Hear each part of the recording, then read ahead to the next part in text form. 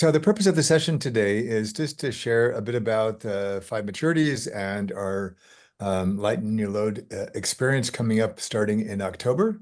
And we'll give plenty of chances for you to ask any questions you have and talk a bit about the work and why we're doing this. And we have a fellow Aussie coming in, Maureen.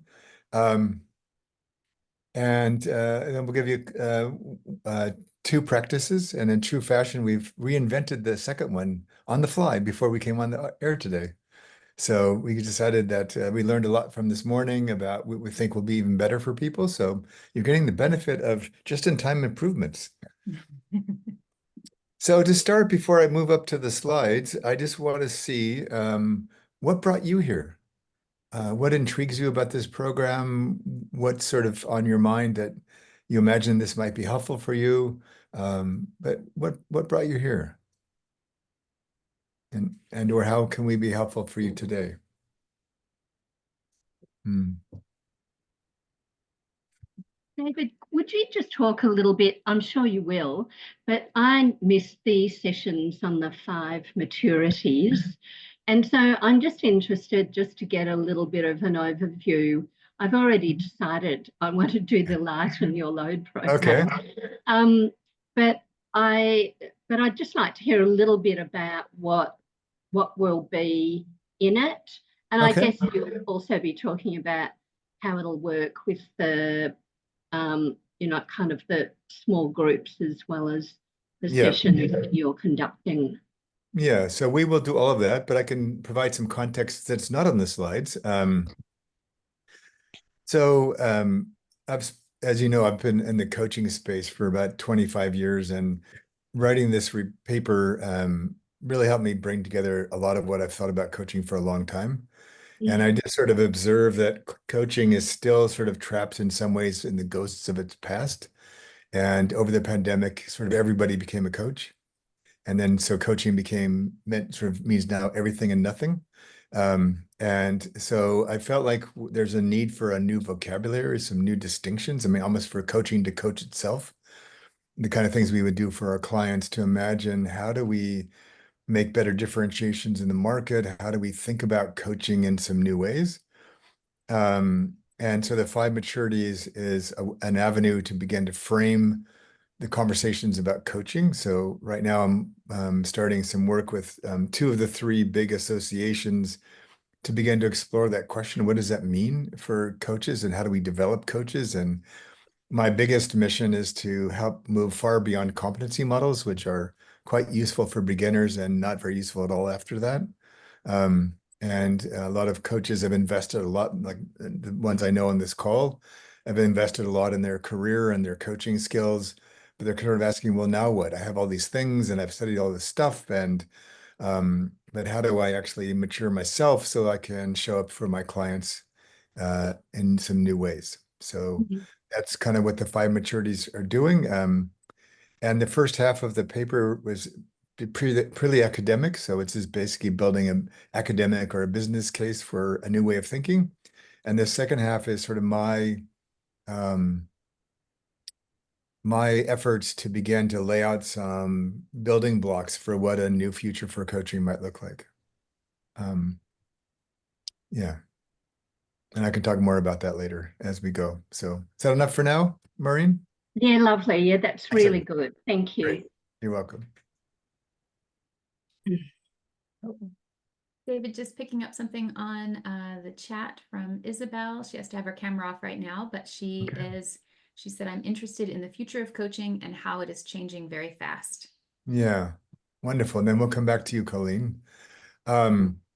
So one of the things I spend my time with is I work part-time for an AI-based coaching company, and it's doing some pretty groundbreaking work about how to help coaches learn better and faster from feedback and teach people actually how to give more useful feedback so we can actually improve ourselves. And then using AI in parts of that. So I'm in this ongoing tug of war between the AI people who want to race ahead and the development person myself who says, yes, but that's only useful if it helps people become better. So for me, I think there's a couple of, I mean, I could talk a lot about this, but The main distinction I'll make is the one I made for some presentations I did for the Institute of Coaching, that many of us were raised as practitioners to feel like we've got to identify something we want to go do, like coaching. We need to go study it and learn it, and then we get measured by how competently we implement what we were taught, which is fine. I mean, that's how we begin anything in life, a craft, a sport, a practice. But our clients and our world keeps getting more complex. They're not cooperating. So what they're bringing is far exceeds what most of our traditional models have taught us. And so the distinction I make is moving from more of a focus on competent implementation to focus on conscious improvisation. That we're being asked to become more mature as humans so we can hold more space for people. I want to make it socially acceptable for us to bring all of our background, not just our coach training, but all of who we are. So if you spent the first part of your life as a dancer or a heavy metal guitarist or whatever you did with the first part of your life, but it informs and expresses who you are and infuses how you think about coaching, then the best of that should become available, even if it doesn't look like coaching. Because at the end of the day, our clients don't care about any of this. They just want to feel better, make progress, resolve something, move ahead, whatever they're after. And I feel like we end up, my observation, having taught coaches all over the world for a long time, is that oftentimes many coaches feel trapped and limited by what they think coaching is supposed to be. But in reality, they have other secret resources and other ways of being that actually would be more useful, but they don't bring it because they don't think it's coaching. And so I don't really care what those people think about coaching. I only care about serving my clients. And many of you have heard me say, I've had my afternoon coffee, so I have to just calm me down if I get too excited about all this, but because I could go about this forever. But my primary commitment is to the integrity of myself and the integrity of my commitments to my clients. And whatever falls within that is of service to the client, I may come as a coach, but I also have many other things that I can do that I find people find valuable. So again, it's a way for us to begin to open ourselves up to bring more of ourselves to our clients in a world that's badly in need of more development, better conversations, new ways of thinking about lots of things. And I feel like if we're stuck in the frame of a little box called coaching, we're not going to be able to rise to the occasion of what more and more of our clients actually need from us. Okay, so otherwise I'll stop there. Otherwise I'll just keep. Colleen, Hi, David. Great to see you again. you too. Hope you're getting settled in your new home. Well, actually, I'm in Portland, Oregon at the moment. I'm on my way to help my mom turn 90. Oh, wow. Yeah, so and then among other things, and I'll be back in Amsterdam in 2 weeks. Wonderful. Yeah. So easy question, actually. Was the publication of the Five Maturities report, was the final the one that was done in, I think it was May or June? Yes, it should have updated. I think it's in June. I think it says on the cover. It's whatever's on the website now is the most current one. I added one of the things I added was I got some feedback that somebody didn't felt uncomfortable because I'd blended sort of an academic paper with a more speculative paper, and they somehow couldn't conceive that the two could exist in the same document. So, but it was fair enough because it does sort of change tone and style. So I just went in and enabled part 1, part 2, and then I made a little description. Part 1 is like this, part 2 is like this. Okay, great. Thank you. Yeah. So David, I'm not yet familiar with the Five Maturities, but definitely in the space of developmental, transformational, systematic neuroscience coaching, right? Like wanting to be out on that leading edge, which like I grew up through ICF and the competencies. And as you said, like that was a great place to start. And then I just feel like there's a whole movement, a whole body of work and thought leadership that's quite beyond that. Yep. And your title captured my attention, right? Like, because there's so much that we're holding. And so I'm just, I'm curious about that. Like you, I try to you know, there's so much of the work is just slowing down and being present and sensing, and then allowing the wisdom from wherever that might be coming to surface and emerge, and quite fun to play with that in the context of coaching within a large, very structured, conservative organization. Yes. But getting to do a lot of it. So it's a lot of practice area, which is fun. And I've spent a fair bit of time with your organization. So yeah, and we had a great example in our last gathering of it didn't seem like anything was happening, and yet it was the best session we'd ever had. I felt, and it was so yeah. So I'm interested in creating more language and platforms for those who have been moving beyond coaching to try to figure out, because we still want accountability. We still want to be um, sort of supported in our continued growth and validated for all the things we've done and who we've become and how we've adapted coaching to meet our environment. And I just feel like a lot of what we need, we're sort of doing underground or sort of in secret, and I'd like to make it more visible. And yeah, so yep. Jennifer. Yeah, hi. I think I'm two reasons that drew me to this, and in that probably 10.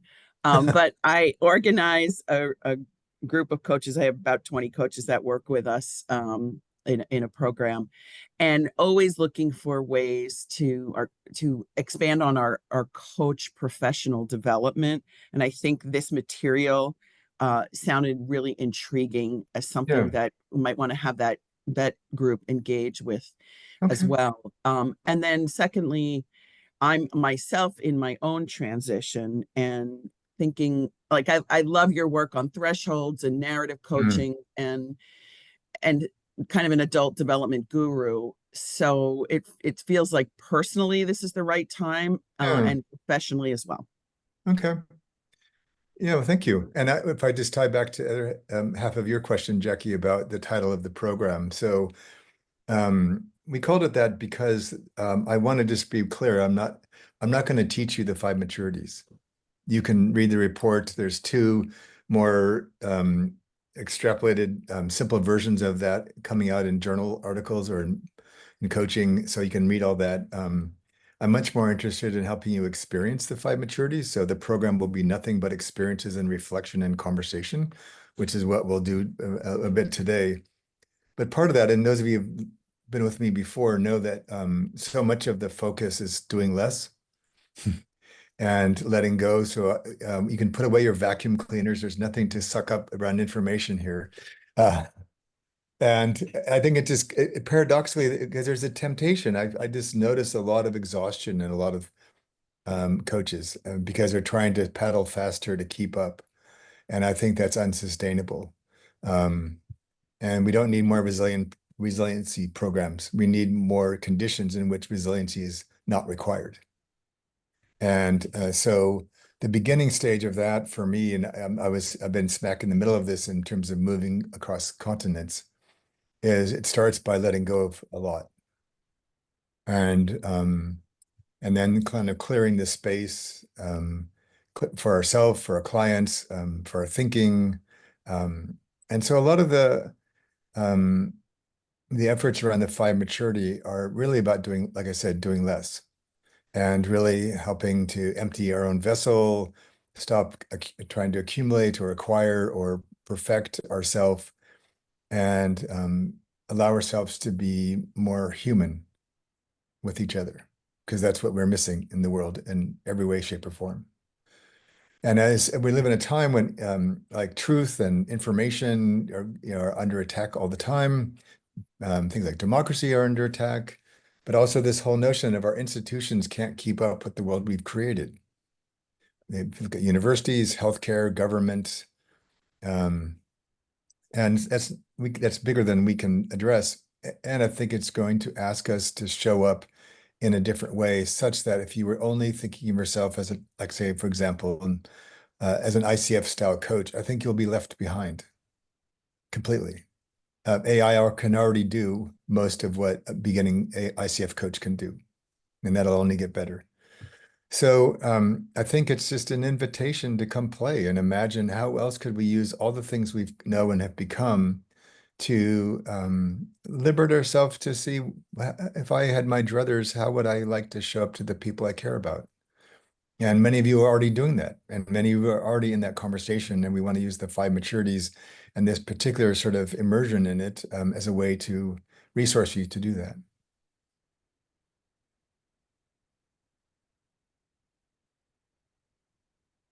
Right. Anybody else want to chime in?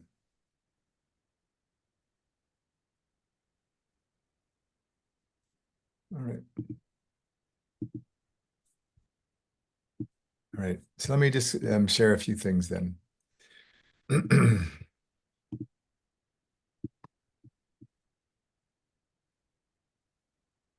All right. So those of you who've studied with me before know I'm a lifelong photographer, so I always try to find a picture first that captures the essence of what I want to say, and then I find words that illuminate the picture. So I found this picture, and I want to just highlight two things about this picture that attracted me. One is like growing up on the west coast of the US, there's a lot of experiences and places where you can track the migration of the monarch butterfly from up in the north down into Mexico and back. And I'm just like, how do they know that? Matter of fact, because it's the ones that leave are not the ones that arrive. They don't often live that long. And so like, how does nature do that? And so part of this is that one of the features of this work is learning how to trust the mystery of life and the mystery of change and the mystery of being human.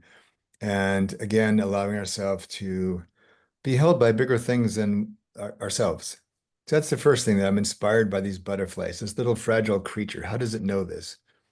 And why does it not get lost and end up in Colorado or something? Um, and the second thing is that if you've ever, I don't know if you've ever held a butterfly in your hand like this, and I've had that a few times. A, it tickles, and B, it's just, it doesn't weigh anything. And so it's just like this barely perceptible weight. And for me, when I'm working at my best, it's not always there, but I feel like a butterfly in the palm of the hand of the conversation.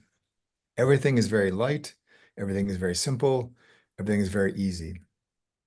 And so my invitation is that in this immersion, and I'll explain kind of how we're going to do that.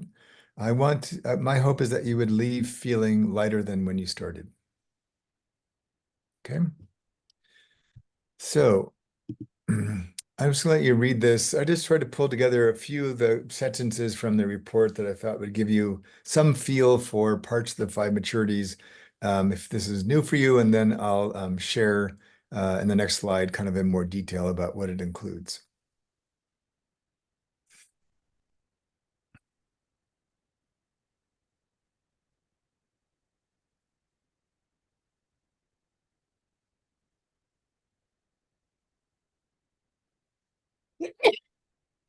Bless you.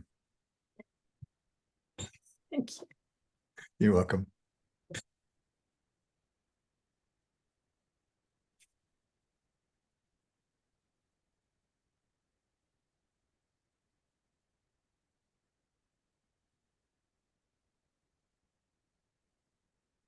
Mm.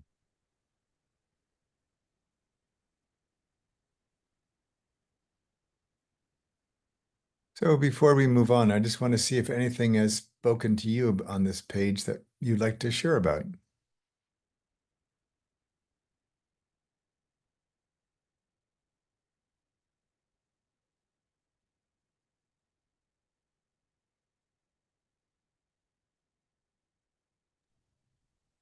David, you mentioned earlier around conscious improvisation, and I love here the nod to the arts and that adeptness. Yeah. Mm.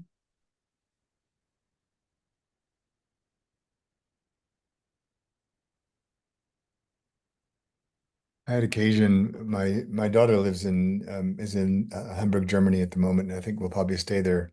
And for my birthday over the summer, she and her boyfriend gifted me tickets to see Bruce Springsteen in a giant field in Nijmegen, Netherlands, with 50,000 other people. And he's now 74. He played for 3 straight hours with no breaks. You can't always understand him as well anymore because he's an old dude now and nobody cared. The energy, the passion, the amazing musicians behind him, and just his commitment to life. I just really was struck by, and how, all kinds of differences in the crowd around ages and looks and etc. And there was this sort of sense of like vitality that was sort of offered to all of us. I say that because, to your point, I think, Amy, a lot of my inspiration now is masters of arts and crafts, musicians and singers and poets and thinkers and people that reached that stage of their life and have so deeply mastered. I finished his massive autobiography last week, and you see all those just legions and decades it took to get where he got to.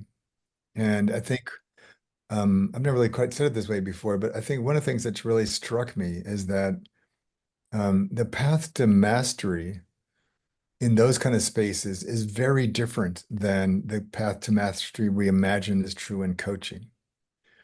And I'm much more in awe of and have much deeper respect for people like consummate musicians. And I know what it took for them to get there. And I think sometimes coaches want shortcuts to mastery. And mastery and maturity often involve a lot of suffering and a lot of reflection and a lot of discipline. And one of the things I observe is we don't provide enough avenues for coaches to do that. So part of why I'm involved in Ovida, the AI platform, part of why we're doing the Five Maturities is that I want to be able to see if together with others, we can create a pathway for practitioners in our space to reach the same level of maturity and mastery that we see in arts and in the arts, for example. That requires a fundamentally different way of training ourselves. And you see this in athletes, you see this in musicians, you see this in painters. I watched a documentary a while back on an 80-year-old world-class trumpet player who can still outplay most anybody, and what he does every day to keep himself in shape to be able to do that at 80 years old. And I thought the kinds of issues our clients are bringing now are going to require us to, not all of us, because not everybody's that interested or dedicated. That's fine. Maybe we just want to play in your neighborhood band, and that's good enough, right? It's fine. But for those who actually really want to do more, I think we need to create a different path to help coaches do that. And so that's part of my interest here. Isabel, you had your hand up. Yes, I had a question around the word maturity, because it was interesting what you just said about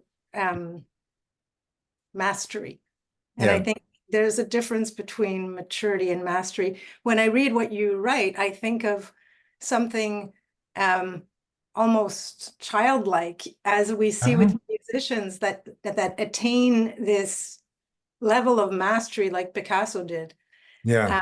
Where he was then able to let go and be much more spontaneous, much be in the moment and improvise, which is closer to what a child does. Exactly. So I was curious why you chose the word maturity. And maybe, and excuse my French is my first language, so I was just curious about the choice of the word. Sure. And I don't speak French, so I know Spanish, but not French. Are there nuances of the meaning maturity in French that might be helpful here? Well, I think there are probably different synonyms that we could use. Maybe there's a wider variety of words. Mature, it's like the word mature. I'm mature. I'm an older mature woman. Yes. I'm getting to be a mature coach. But I understand what you're talking. I've read your article. Thank you for that. But yeah, I just wanted to know how that word resonated for you in you choosing it. Yeah, so I mean, like I'm not interested in building a stages of maturity model. I'm not going to try to copy Bob Keegan or any of those people that they do that, and I think that's interesting from a cognitive perspective. Um, for me, I think of this more like when you go to the grocery store and you want to buy some fruit, or you go into your backyard if you're lucky enough to have some trees, um, or bushes that produce, and you're looking for where are the mature fruit, right? So it's ripe, it's in season, it's ready. Um, and so you'll see in a minute, there's five maturities, not just one. And it's really just a guide for trying to understand areas of your life or moments in your life where you're not showing up in a way you would like. And it and so the maturity is a frame around your sort of seasoning, your ripeness, your readiness, your sense of um, being capable of self-regulating, of adapting your perspective, of keeping your mouth closed when that's when I used to do a lot of global demos of coaching, a lot of the participants were baffled because they said, well, this clearly really was very helpful to this other person, but you didn't hardly say anything. I said, I'm not being paid to talk. I'm being paid to host a conversation that somebody else is going to find valuable. And so what I had to learn, I've been at this for a long time, was in the beginning, I was trying so hard to be articulate and helpful and all this stuff. And I realized it was exhausting. And secondly, it wasn't nearly as effective as what I was doing when I stopped talking so much when I was coaching. And so the maturity for me is really just, we look at this in our work as I'm making a decision as a practitioner, what does this person need most right now? And a maturity to do that, to offer that, as opposed to what we thought was supposed to be happening, or what we think is going to be clever. And so we're showing up at each of these moments. This is why the improvisation is so important. With the maturity to discern what's really happening here, what really seems to be called for here. Can I put my own ego or my own ideas aside to rise to that occasion? Yeah. And so you could be 19 or you could be 99, and both of you could be mature in your own space. They're different, but yeah. So thank you. Anything else for right now? And then we'll look at the five maturities themselves. Anything in the chat box, Jen? Actually, yeah, we just got something from Maureen. She said, thank you. And everyone, that she's just saying that she had to leave and that she was asking about the recording and making sure that Yes. we're recording it, which we are. So we are. So it'll be available to you tomorrow. Yeah. That's it. All right, cool. All right. So I've actually, I love this. I found this picture on the web through a variety of searches and actually had a lovely correspondence with the woman who painted this picture. Oops, hold on. I'm visited by my friend's dog who may start barking. So I'm going to escort him out of the room. Otherwise could get excited. And this is his office. So he thinks I'm an intruder. There he goes. Excellent. See? I just love this picture. We use this a lot in teaching our integrative development program, but I'm using it here as a way to kind of map these the maturities and masteries. So the words in blue are the five masteries, competency being the one we recognize the most, and the others being a maturity. So part of the premise here is that each of the mastery and for us to be advance in our mastery is grounded and founded in a maturity. And so one of the things that we don't do enough in coaching, we focus too much on our imaginary path to mastery, but we don't help people mature enough to actually implement them well. Anybody can ask a question. That's not that difficult. But knowing what kind of question and when to ask a question and when a question is not helpful, all those kind of things require our own maturity. So if we start at the bottom of the picture, so this all of coaching is based in our own personal maturity. And the more mature we are in ourself, our ability to self-regulate, be self-aware, to self-managing, to evolve and mature ourself as a human, increases our capacity to show up to our clients.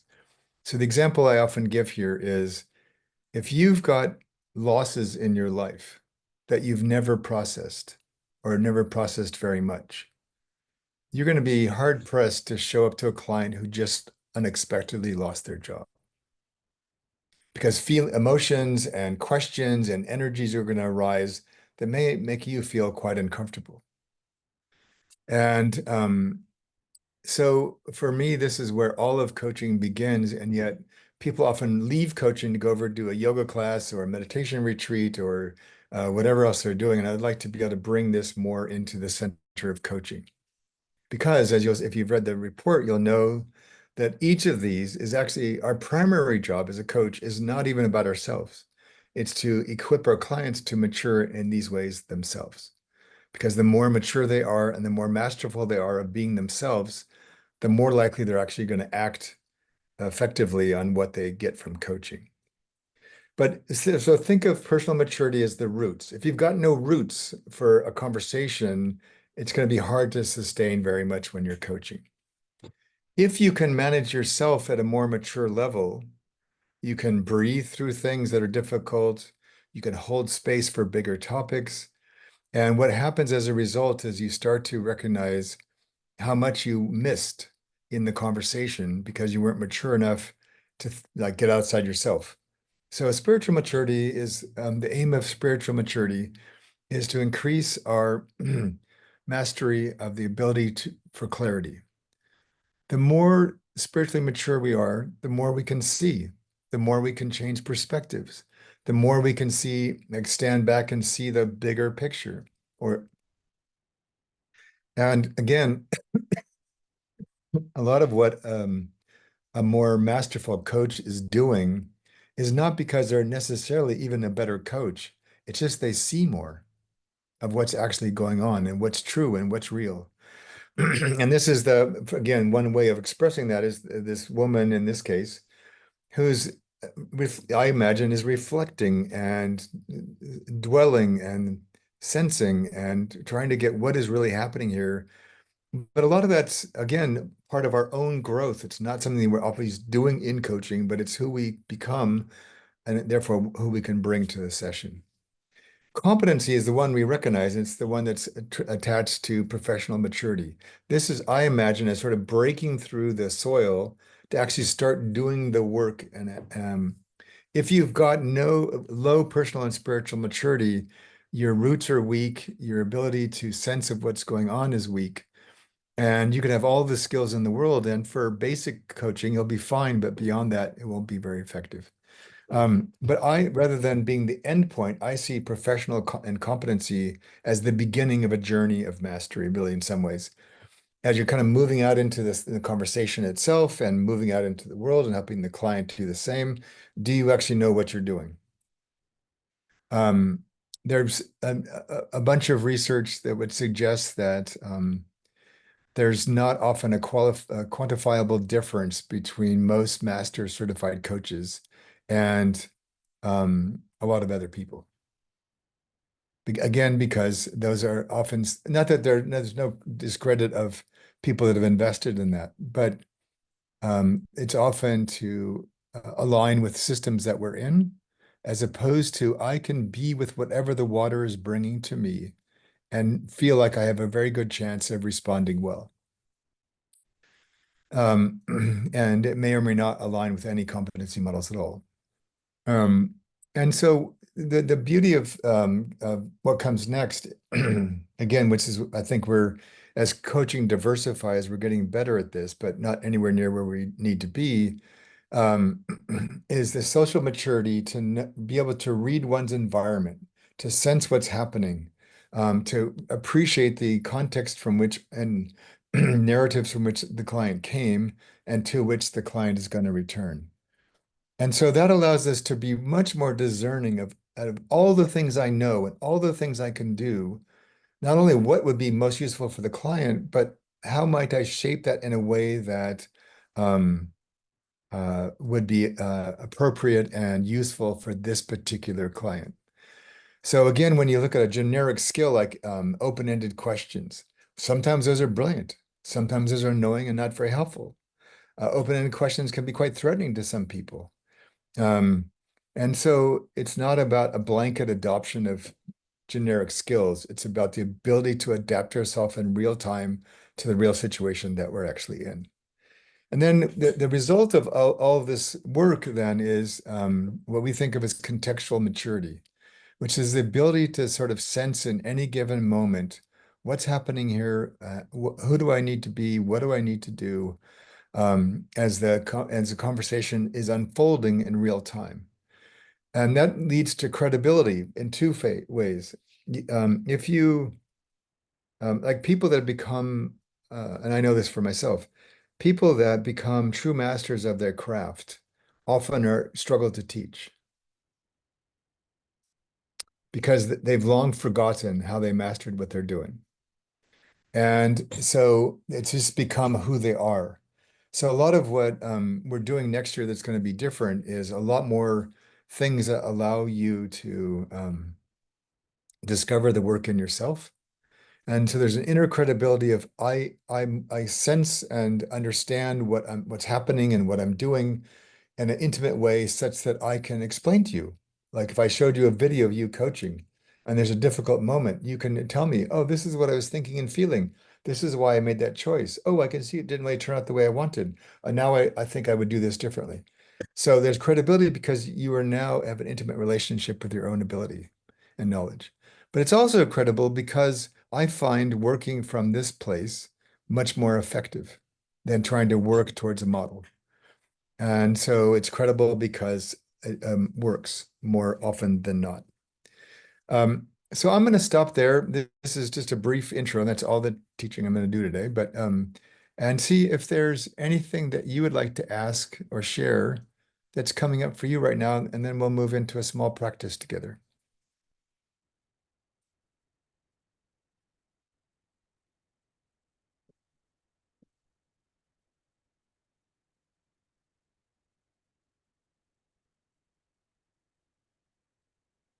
All good? Okay, excellent. All right. I never can tell if it means I was so brilliant that everybody understands, or I'm so confusing that nobody understands, or somewhere in between. Here's what I'd like you to do. If you would, I wouldn't mind if you would close your eyes. And I'm just going to guide you through a little guided practice to give you a feel for what the five maturities might mean for you. So just allow yourself to get comfortable in your chair or wherever you are. And there's really no way you need to breathe in any special way, but just sort of notice yourself breathing and you might, if you want, just put your hand on your chest or on your solar plexus and diaphragm, but just notice kind of where you're breathing from and allow your body to relax and let itself breathe. If you've been thinking about some things thus far, just let it be there. It'll be there when you're done. But for now, just be present to your body as it breathes.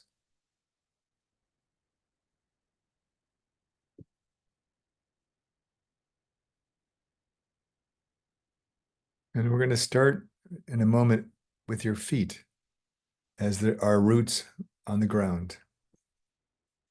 And I'd like you to bring into your mind's eye a recent encounter, go back as far as you need to, but a recent encounter with somebody that didn't go either as you had hoped or as well as you'd hoped.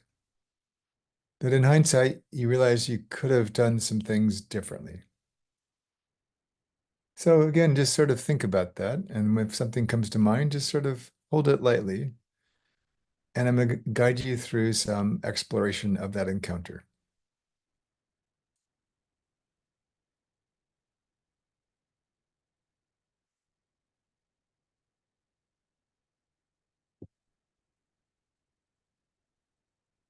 So as you begin, just notice what's already come up for you without any prompting, what emotions come up or body sensations or memories, or just sort of notice where you're beginning right now with, and it's all fine wherever you are, but just notice that to start.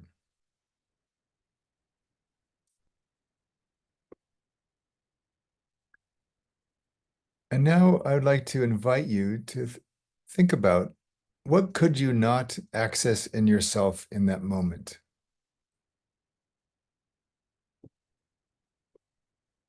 So for example, you realize you were really attached to being right and you couldn't access any compassion for the other person. Or maybe you were so compassionate for them, you couldn't access yourself and what you needed. Regardless, what couldn't you access that might have been helpful to you in that moment?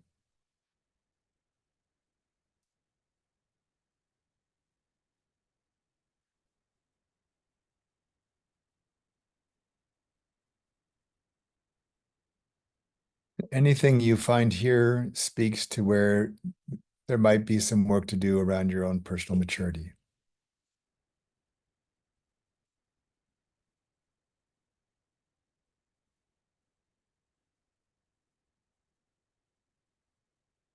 And as you imagine, if you had come from this place or started with this mindset, the one that you wished you'd had, what would it have helped you to see that you couldn't see at that time? And notice if any new clarity comes to the situation as you're imagining yourself as more spiritually mature.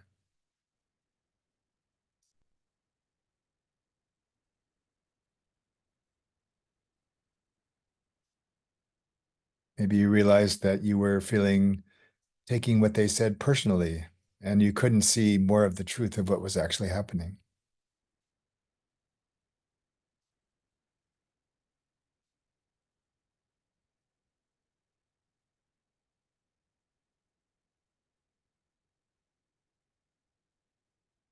And as you imagine, if you could have seen more then like you do now, what would you have done differently?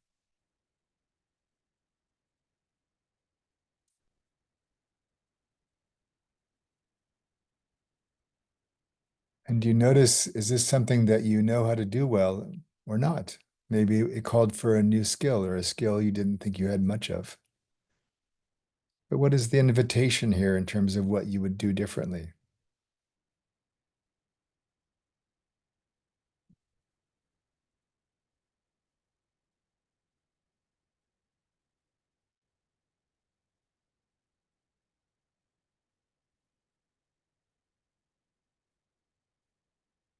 And so like the lily in the painting, you're now breaking free into the water, into new territory, perhaps, things that are maybe a bit of a mystery to you because it's new. As you see more and sense more about what you could have done, what do you notice now about the environment in that conversation or the environment of your relationship with that person? Um, what about this situation did you not pay enough attention to that would have been helpful to you? This speaks to your capabilities.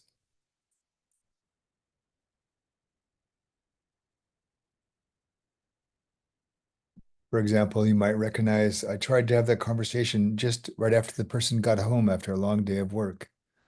Not a good recipe for somebody to listen to you.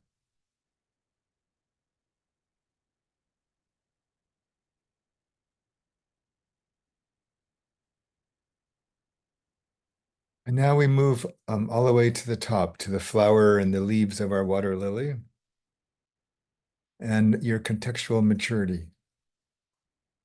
So what I'd like you to do right now for yourself, just in your own mind, is maybe think, is there something that you can say now to yourself that seems to ring truer than it was at the time in terms of what you're taking from this practice to increase your own internal credibility and authenticity? What is it you need to remind yourself of?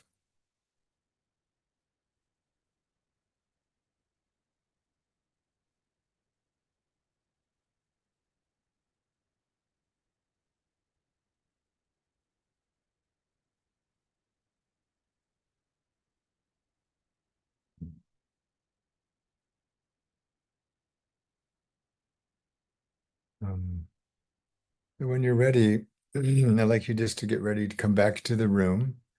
And then we'll give you a minute or two when you come back, just to take any notes that emerge from you that you want to write down to remember for yourself. And then you can either put some, when you're done, either put something in the chat box if you so choose, or in a couple of minutes, we'll see if anybody would like to speak to their experience and how the five maturities showed up for them. Okay?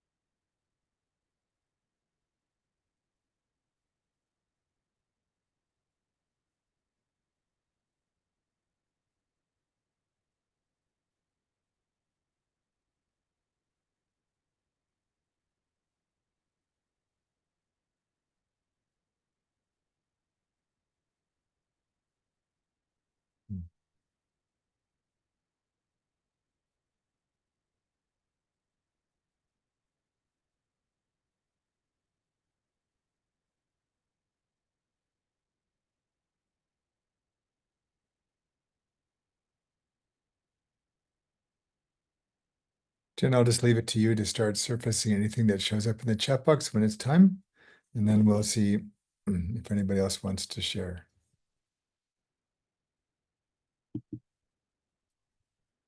Mhm.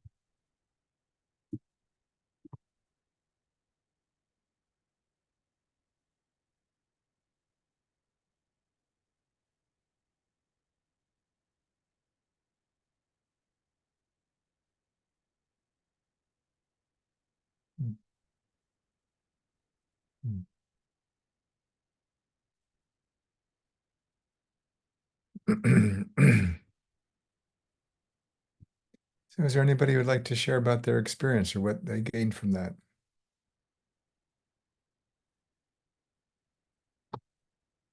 Hmm.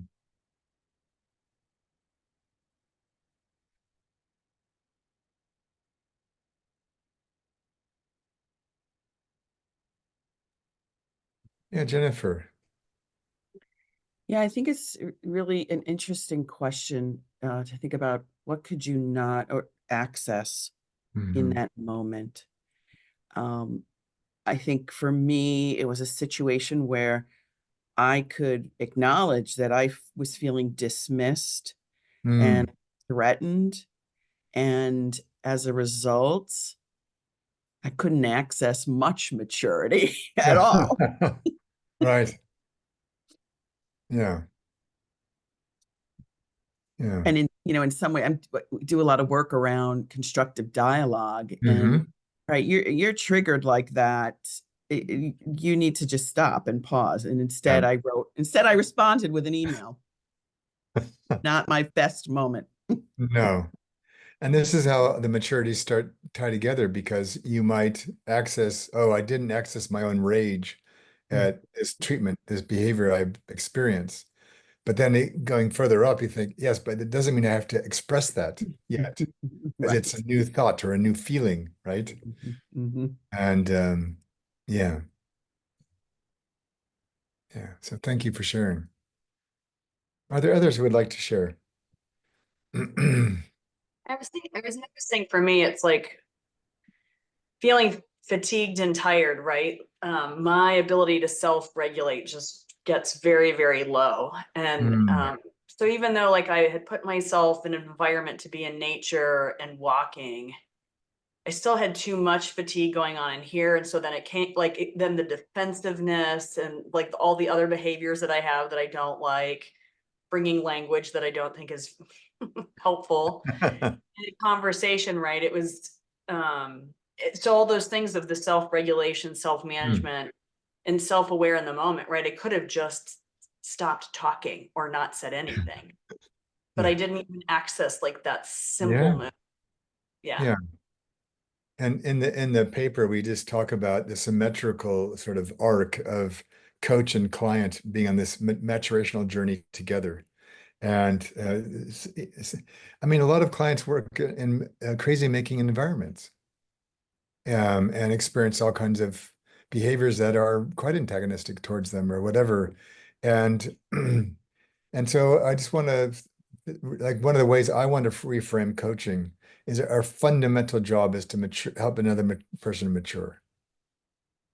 And coaching is a methodology and a set of tools that can help them do that. And they don't need training as much. They just need to help manage themselves and ways to co-create environments where they're less triggered. So, Sasha. Hi, yeah. There you I was are. reflecting on a really recent interaction. And what I noticed I can do is it was a confrontation. It was a breakup. I was breaking up with someone. And we had been trying for like 3+ years off and on, a lot of space in between. And I have been knowing. So I came to the conversation finally. And I was so nervous to break the news to this person based on how I thought they would react, even though they reacted out of character, mature. Okay. But I noticed I can put, and I'm working on this like in therapy right now too, is like I'm so others oriented that I'm trying to build a sense of self-orientation. And driving over to that conversation was so clear. I was like floating. I was like grounded. I was like, I got this. Like, I love this person, not in that way kind of thing. There was no charge. But that conversation, I just put my entire orientation onto him because I was so nervous. And at one point he was even like, you don't need to console me. And I was like, I'm not, but like I was. But I'm not. No. Yeah. I truly was like, no, I'm not. I'm just trying to explain. And then I was like, I just like stopped talking because I was. And he like knew that. And he would. Yeah. So that is so interesting to me. Yeah. That's where I go. It was so uncomfortable. Mm. And I really wanted to handle it with so much care. This wasn't Yeah. just a guy from a dating app. It was like someone, so Yeah. crazy Yeah. how that moment brings me to like that old coping mechanism. Yeah. One of the newer influences on the Five Maturities, I've returned to some books by a guy named Christopher Alexander, who is most noted for a pattern language, but he was an architect, visionary, planner. But he has his take on this notion of unfolding. And how do you decide if architecture, and it's all about fit, and fitness is determined, and form is determined by the environment. And we know it fits when the environment says yes. And so it's not about othering so much of being, focusing on the other, but more helping ourselves, like get out of ourselves or be in ourselves so that we see, is what I'm doing fitting in this environment? Is the environment and that all the knowledge we need. So like if you had this person surprised you and shows up in ways you weren't quite expecting, but if you were to allow yourself to know that the environment knows what fits here, that we don't have to I have to march in and I have to do this thing, like it's already in some ways been decided, right? What's going to happen. So to be held by that and held by that space, and something that you seem to have, or you did well was got him to show up differently. But then you were prepared for him to be his old self. So I've got to explain. And so we get caught up in our head with all this stuff, as opposed to what is this environment about? What's it trying to make happen? How do I be in this environment and invite the other person into the environment so that we can be more of our better selves? Yeah. So thank you for sharing. I really appreciate that. Yeah. Anybody else for right now? David, Amy noted a little earlier, taking a pause, connect, and not feel pressured after we came out of the exercise. Yeah.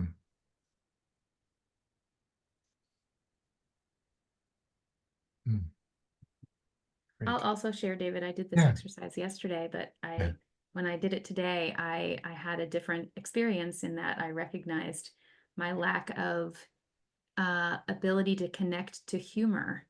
in a situation where I had a more tense conversation with my partner, and playfulness and humor is something that is important to both of us, and that we often traffic in playfulness. And in that moment, I realized I lost access to humor, and it would have been really helpful. Yeah. Yeah. So part of the net of working with the five maturities is that we can over time develop the capacity to track ourselves, track the conversation, track the other person, track all of this simultaneously, and then to notice where we most need some support to be our higher self when we're working. Yeah. All right. So unless there's anything else I'd like to share, Colleen, did you want to share something, or do you just came back online? You're on mute. Sorry, I had to step away from it. Okay, I just want to make sure. Yeah. All right, so I want to just, I'll share a few more slides. We just have a couple. I want to just talk to you about the program itself.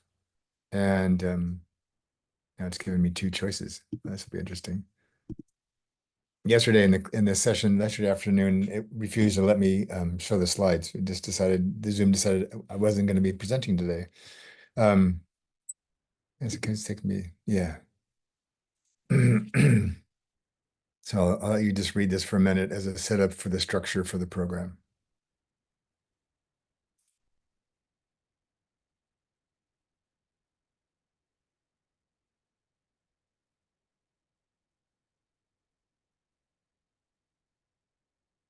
So next year we're going to be launching a much longer 6-month online retreat, going to much deeper spaces with the five maturities and focusing more on how would you integrate this into your own growth and your own practice. But for now, for this program, we're really mostly focusing on yourself and your own growth. And the way that we're going to do this is two things. One is the notion of house cleaning. So we're not going to add anything more to your system. We're going to try to help you let go of things and compost them. The second thing is that, like with all of our work, we are going to invite you in the first session to identify something that maybe some kind of a pattern or habit in your life or your practice for which you sense there's probably some more maturing to do here. And we're going to invite you to kind of identify that in the beginning session, and then each of the subsequent 5 sessions, we'll take one of the maturities each week and use it as a lens to look at whatever you decided you want to work on for yourself. So by the end, you'll get a better understanding of the 5 maturities, but more importantly, you'll have made some progress on what you decided was important to you. And so the way this is organized is we'll have 6 live sessions by me. They're largely going to be a little bit of orientation, but mostly guided practices specifically related to the 5 maturities and then to each of the maturities to give you very tangible lenses on your scenario. We have sort of peer dialogue pods. So that you'll be, as you sign up, you'll be invited to choose time zones that work for you, and then we'll cluster people in small groups of 4 or 5 people. And that you'll meet in a couple of days after the live session, and give you a chance to process what you're doing. And each pod can choose to amend the instructions or do whatever feels meaningful for the people in the group, but we'll provide a starting structure if you want that. We also have some dedicated space in our circle forum where you can post your reflections, your questions, things you're doing differently, things you've discovered. It's a great way to connect with the other students and to deepen your own learning. This morning we hatched in some ideas about some things we're going to add to the forum. So we create like little mini interest groups. This happened this morning. We had a lot of people on the call that were over 65. And we're wondering how maturity is different now than when they were younger. And so they were hatching this idea of starting a little interest group in our forum for people at that stage in their life. And then the last thing is that we've really simplified our traditional handbook for our programs. And then what we've done is I've put all of the core content for each of the sessions in the handbook with spaces for you to take notes, so that the material and your notes and the sort of guidance for the program are all in one place for you. And so we're hoping that will prove to be helpful to you. So we had an activity after this, but I think I've decided we're not going to do that. No, actually, I have decided. I retract that. I have decided.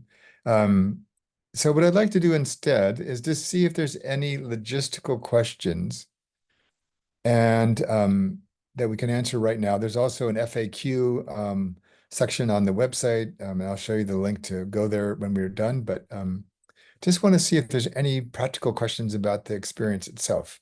And then I'll give you our final assignment for today. And we may end up ending a bit early, which is totally fine. But anything you want to ask for right now?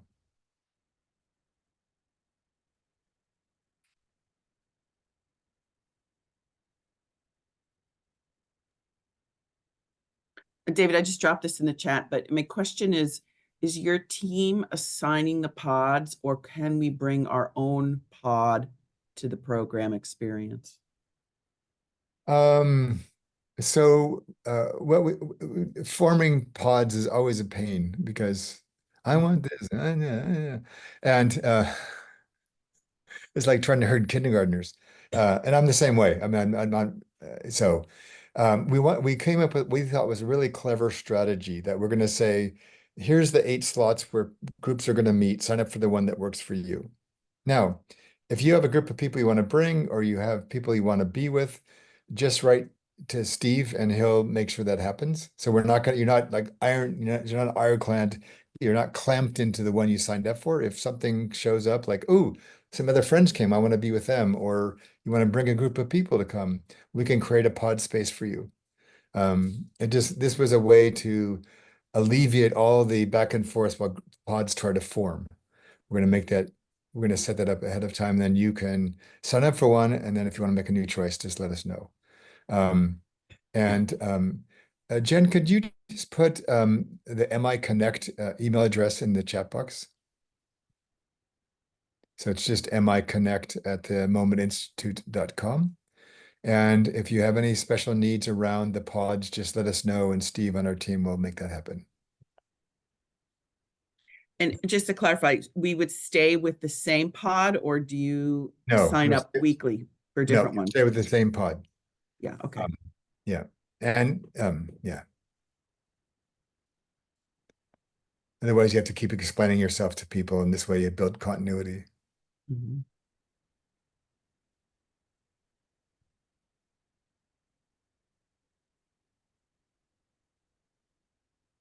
Any more questions? So David, the nuts and bolts is that this launches on October 16th. Yes. And it's $297. Yes. And we meet 6 times with the construct you outlined. Yes. And then you meet 6 times with your pods, and then you can decide how you want to meet. And yeah. And so it's 2 things. One, it's an intensive around a smaller issue in a way, and gives you felt experience of the 5 maturities. But it also means you can just sort of taste this and see if you want more of this. To Amy's question earlier, it's hard to know what travel will look like in the coming future but for now, I want to go back to doing retreats, which I used to do all over the world, and I miss that. So this is our way to create virtual spaces in which people can do this work, and then there will come a time, probably middle of next year, where we're going to open up invitations to anybody that wants to host a live version of this. And are the dates and times of the 6 live sessions posted somewhere? And then if you miss it, is it recorded? They are listed, but I'm not trying to think if you can see that. I Yeah, think we can. Yeah, I thought so. Yeah. So we're just we basically booked them for the 2 days after each of the 6 sessions, just while it's fresh on your mind and you've got as many days as possible to play with it until the next module. And what was your second? Oh, recorded. So those are your groups to meet in, so you can agree as a group to record them, but they only would be available to your group. And if you have any questions about the logistics of all that, just talk to Steve and he can clarify all that for you and spell it out. But it's your group to do what is meaningful for your group. Yeah. And David, is your bigger cohort for next year, is that on your website or? No, because we're rebuilding the entire website. In part, it's been a bit delayed because we have the potential for a very significant partnership. And as you can imagine, those kind of things take way more time than you think. And so we decided to not put anything up, but structurally, we know on our side what we're going to offer. It's just a matter of how the partner comes into the picture. But in essence, we're going to start a 6-month cohort every 3 months. And we're going to have an event in the middle of, say, at 3 months. So when a new group is starting and you're halfway through, we're going to have both groups meet for a session, a special event. That way, the people that are already 3 months down the road can help the people that are just getting started. There's a lot of research to suggest that we often learn easiest and best from people that are just ahead of us on the journey. And because they remember what it was like to be where we are, they often can speak in more simple terms because it's grounded in their own learning. So we want to make that available to people. And yeah, so that's all coming. And yeah. So we're in our budget planning, like we're putting stuff in a spreadsheet right now for approval in October for next year. Do you have an estimate that we could include in our budget process? No. Okay. But again, it's been a bit delayed because the partnership is taking longer than we imagined. But I know that both of our groups, both ours and theirs, are in the middle of their final stages of their strategic planning for next year. So my sense is we would know by the middle of October. Um, but yeah. So what this is inviting me to look at is so this is a good practice on maturing. So I like to have things be ready, right? So I'm realizing that I'm more ready on some things than others, but I don't have to hold everything back for the things that are not yet ready. So what this is inspiring me to do, Jackie, is not today, but I can confirm with my team on Monday, and we can make some choices like around pricing, because that's not dependent on our partner. Yeah, and like for budget planning, right? We look for directionally correct, right? Is this a $3,000 bucket, an $8,000 bucket, a $1,500 bucket, right? So it's not that from our side we'd hold it, but we've submitted it, and now negotiating it will be live and well within 2 weeks of us trying to get what we would like for next year. Okay. Well, this is inspiring me to not have to wait for everything to be figured out to start. So thank you very much for that opportunity to mature in real time. Happy to help, David. Here for What's you. that? Happy to help. Okay, good. Yeah, and so we're in the middle of rebuilding our website, and what this is telling me that there's probably parts of this we can and should announce now that we have complete control over.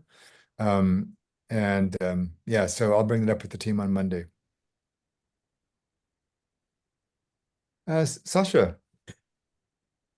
Sorry, this is a really random question about maturity, and I don't want to be simplifying it, but tell me where I'm at with this. I'm Okay. kind of understanding it that like the concept of maturity and the core competencies, everything, and not to make it too simple, but it's really like being in control of ourselves to a certain degree, that to go with the flow, whatever the flow is. Like you demonstrating that just now, like made sense to me in that way of just like, not like, oh no, I don't have it figured out, just being like, great idea. I'm going to go back to the team and come back to you. Like, so it's kind of just about being consciously in control as much as possible.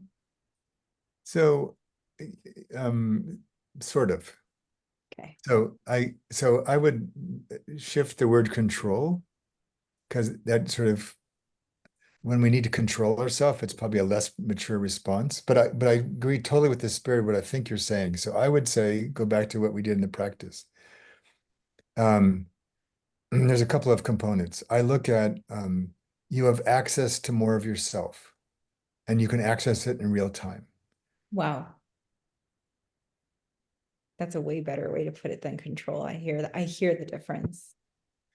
And then in that, when you not only can you access more, but you have more options of things to do with what you've accessed.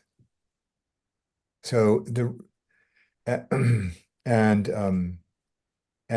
you not only have access a wider range and repertoire of choices, you have the wisdom to know which one is more likely to be called useful in that moment in time. And so, like, one of the reasons I created this field of integrative development was because I got tired of training. I don't do training anymore in part because if you are training a group of managers or leaders, particularly if they're have any age on them, they will have been to many programs on the topic you're training. But they may or may not be any better than when they started. And it's not because they're not smart or interested or capable. It's because they've not developed themselves to really own the skills you're trying to help them learn. They often don't have any places to practice at work, so they regress back to their old behaviors. We assume that the training was the magic bullet that will forever change them, which is a complete farce. And so the five maturities, it's basically like as people are trying to move ahead, this is where we use a lot of Lev Vygotsky's work. While they're trying to move ahead, it's almost like we're helping them like bring a foundation up to meet them where they're trying to land. And so that maturation is like, oh, if I'm going to be out here trying this new thing that's sort of scary or uncertain, I'm going to need to know I'm grounded enough to at least try that.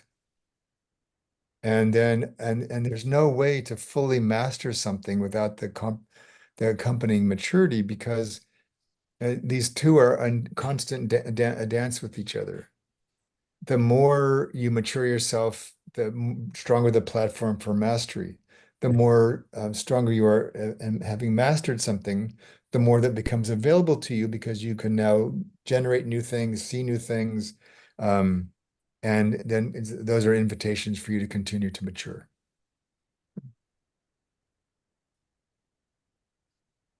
Thank you. Yeah, you're welcome. Yeah, so I was going to skip to this. Yeah, these are the dates for the program. There's where the FAQs are on the website. Since I'm in the process of moving to Amsterdam, I told my team I'm no longer willing to do midnight classes. So we moved away from 6 p.m. Eastern time classes to 4 p.m. I realize it does compromise the Australians a bit, but yeah.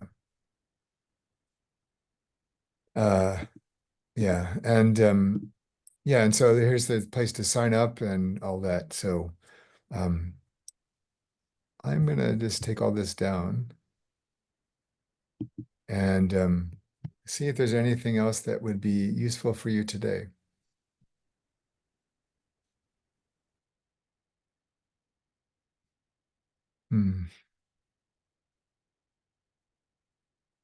Okay. All right. Thank you. Thank you so much for your time. Have a wonderful rest of the day wherever you are in the world, and we'll see you again soon. Thank you, David. Thank you. Thank you.